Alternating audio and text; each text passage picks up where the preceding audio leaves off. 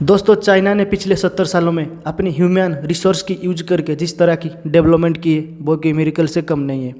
आज चाइना दुनिया का सेकेंड लार्जेस्ट इकोनॉमी बन चुका है। दोस्तों, आज चाइना ग्लोबली अमेरिका को चैलेंज कर रहा है, मगर उससे पहले चाइना एशिया का मिडिल किंगडम बनना चाहता है। लेकिन इस समय इंडिया एक बहुत ही बड़ा न्यूक्लियर आर्म्ड कंट्री चाइना के खिलाफ दीवार बनकर खड़ा है। चाइना को ये बात अच्छी तरीके से पता है कि इंडिया के होते हुए चाइना कभी भी पूरी तरीके से एशिया को डोमिनेट नहीं कर सकता। ये देश हमेशा चाइना की ओवरऑल ऑब्जेक्टिव इन एशिया वो रखता रहेगा। आज इस वीडियो में हम बात करेंगे कि अगर इस सिचुएशन में इंडिया और चाइना के बीच में एक वार हो जाती है तो इंडिया के साथ देने के लिए कौन से देश आ सकते हैं। दोस्तों, इंडिया और यूएसए की रिलेशन ऑल टाइम हाई पर है। दोनों देशों क्वाड के मेंबर है और दोनों देशों के बीच में एक म्यूचुअल अंडरस्टैंडिंग है। दोस्तों, यूएसए चाइना को अपनी कंपटीशन के रूप में देखता है और यूएसए कभी नहीं चाहेगा कि चाइना यूएस को हटाकर दुनिया की सुपर पावर बन जाए।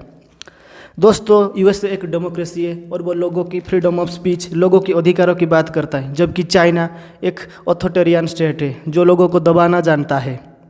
दोस्तों, 1962 में जब इंडिया और चाइना के बीच में युद्ध चल रहा था तब उस वक्त के अमेरिका के प्रेसिडेंट जॉन एफ कैनेडी ने इंडिया का सपोर्ट किया था। दोस्तों, अमेरिका की प्रेसिडेंट जॉन एफ कैनेडी ने उस वक्त कहा था कि हम चाहते हैं कि भारत इस रेस को रेड चाइना से जीत ले।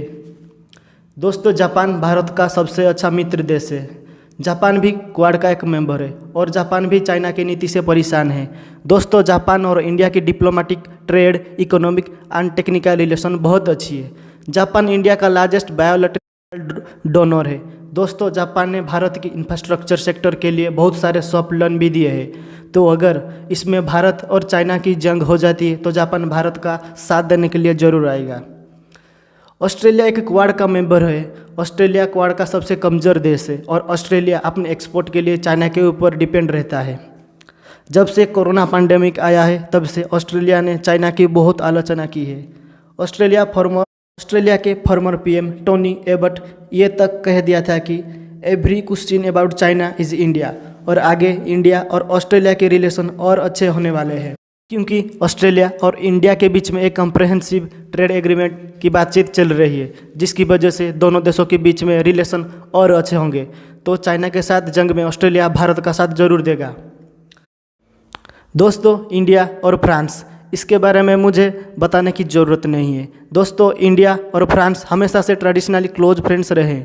ईयर 1998 में दोनों देशों के बीच में एक स्ट्रेटेजिक पार्टनरशिप है। दोस्तों, फ्रांस इन्हीं चुनी देशों में से है। जब इंडिया ने परमाणु टेस्ट किया था तब फ्रांस ने इंडिया का सपोर्ट किया था। दोस्तों, फ्रांस कहता है जब भी इंडिया वेस्ट की तरफ देखेगा तब फ्रांस इंडिया के साथ हाथ मिलाकर खड़ा रहेगा। दोस्तों, फ्रांस और इंडिया के रिलेशन सिर्फ डिफेंस डील पर सीमित नहीं है। दोनों देशों के बीच में बायोलैटरल ट्रेड अच्छी है। दोनों देशों ने सिविल न्यूक्लियर एनर्जी कोऑपरेशन है, स्पेस कोऑपरेशन है, एजुकेशनल एंड टेक्निकल कोऑपरेशन है, cooperation in the field of railways, और दोनों देशों ने इंटरनेशनल सोलर अलायंस के मेंबर है जो इंडिया में है, जिसका हेडक्वार्टर इंडिया में है। दोस्तों, फ्रांस इंडिया को यूएनएससी में परमानेंट सीट के लिए भी सपोर्ट करता है। तो अगर ऐसे में इंडिया और चाइना के बीच में एक वार हो जाती है तो फ्रांस इंडिया की सपोर्ट जरूर करेगा। इंडिया और इजराइल दोनों देश के बीच में इकोनॉमिकली, मिलिट्री और स्ट्रेटेजिक रिलेशन है। इंडिया रशिया के बाद इजराइल से सबसे ज़्यादा हथियार खरीदता है। मिलिट्री बिजनेस दोनों देशों के बीच में $9 बिलियन का है। इजराइल ने हमेशा भारत की मदद की है। 1962 का वार हो, चाहे 1971 का वार हो या फिर 1999 का कारगिल वार हो, इजराइल ने हमेशा वेपन देकर वार में इंडिया की मदद की है। इंडिया और इजराइल की रिलेशन की हिस्टोरिक मोमेंट वो होता है जब पहली बार इंडिया की प्राइम मिनिस्टर ने इजराइल की विजिट किया था। अभी इंडिया और Israel 10 year defence cooperation plan deal sign किया है। तो अगर इंडिया के चाइना के साथ वार होती है तो इस युद्ध में इंडिया बहुत सारी इजराइल मेड वेपन का भी इस्तेमाल करेगा। दोस्तों, इंडिया और यूनाइटेड किंगडम की रिलेशन पिछले कुछ सालों में बहुत अच्छी रही है। स्पेशली ब्रेग्जिट के बाद यूनाइटेड किंगडम को अब एक बड़ी मार्केट की ज़रूरत है और वो ज़रूरत इंडिया पूरा कर सकता है। इसीलिए यूनाइटेड किंगडम की कोशिश है कि भारत के साथ एक फ्री ट्रेड एग्रीमेंट हो जाए। यूके मानता है कि इंडिया दुनिया की सबसे बड़ी डेमोक्रेसी है और यूनाइटेड किंगडम इंडिया की यूएन में परमानेंट सीट की सपोर्ट करता है। इंडिया और यूके की फ्यूचर रिलेशन बहुत ब्राइट है। दोनों देशों ने आने वाले सालों में अपनी ट्रेड को डबल करने की डील की है। दोस्तों, यूके की बात में इंडिया की सपोर्ट नहीं करता तो इंडिया के खिलाफ भी नहीं जाएगा, वो अपनी पैर पर कुल्हाड़ी नहीं मारेगा।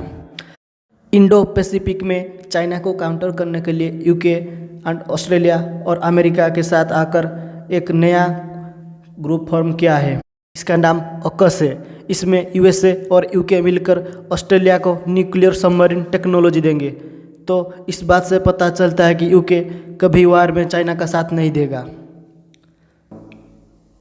दोस्तों, इंडिया और साउथ कोरिया की रिलेशन पिछले कुछ सालों में बहुत अच्छी रही है। दोस्तों, इंडिया ने कोरियन इंडिपेंडेंस के टाइम में कोरिया में इलेक्शन करवाने में इम्पोर्टेंट रोल निभाया था। दोस्तों, इंडिया और साउथ कोरिया के बीच में बायलैटरल ट्रेड भी बहुत अच्छी है। इंडिया कोरिया को मिनरल्स, फ्यूल्स, आयरन, स्टील का एक्सपोर्ट करता है और वहीं कोरिया इंडिया को automobile parts, telecommunication equipment, petroleum refined product का एक्सपोर्ट करता है। दोस्तों, आज इंडिया में मेजर कोरियन कंपनी जैसे सैमसंग, hyundai मोटर्स, LG और रिसेंट hyundai की एक और कंपनी किया ने इंडिया में $1.1 बिलियन का इन्वेस्ट किया है ताकि आंध्र प्रदेश में एक मैन्युफैक्चरिंग यूनिट खोलेगा।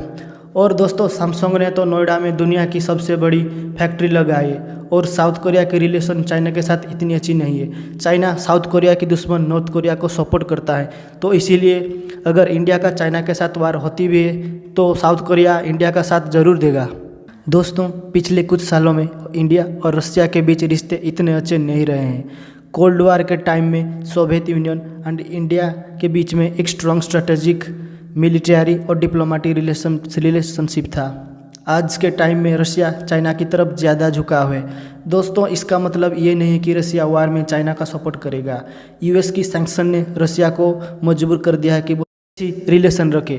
दोस्तों, आज भी इंडिया सबसे ज़्यादा रशियन मेड वेपन यूज़ करता है। हाल ही में इंडिया को S-400 मिसाइल सिस्टम मिलना शुरू हुआ है और अगले महीने पुतिन इंडिया आ रहे हैं। दोस्तों, ये देखना रोमांचक होगा कि प्रेसिडेंट पुतिन और प्राइम मिनिस्टर मोदी की मुलाकात कैसी रहती है। दोस्तों, ये थे वो सभी देश जो इंडिया को चाइना के साथ जंग में सपोर्ट कर सकते हैं। दोस्तों, जानता हूँ कि बाकी बहुत सारे और भी देश हैं जो इंडिया को वार में सपोर्ट करेंगे, क्योंकि हमारा रिलेशन विश्व के तकरीबन सारे देशों से अच्छी है। इंडिया ने चाइना के साथ भी अपनी रिलेशन अच्छी करने की बहुत कोशिश की है, लेकिन ये चाइना के जियोपॉलिटिकल इंटरेस्ट में नहीं है कि इंडिया की डेवलपमेंट हो। तो दोस्तों, ये थी आज की वीडियो। आप इसके बारे में क्या सोचते हैं हमें कमेंट सेक्शन में ज़रूर बताना। आई होप आपको ये वीडियो पसंद आई होगी और अगर पसंद आई है सब्सक्राइब जरूर करिएगा। आज के लिए इतना ही, मिलते हैं अगले वीडियो में। जय हिंद, भारत माता की जय।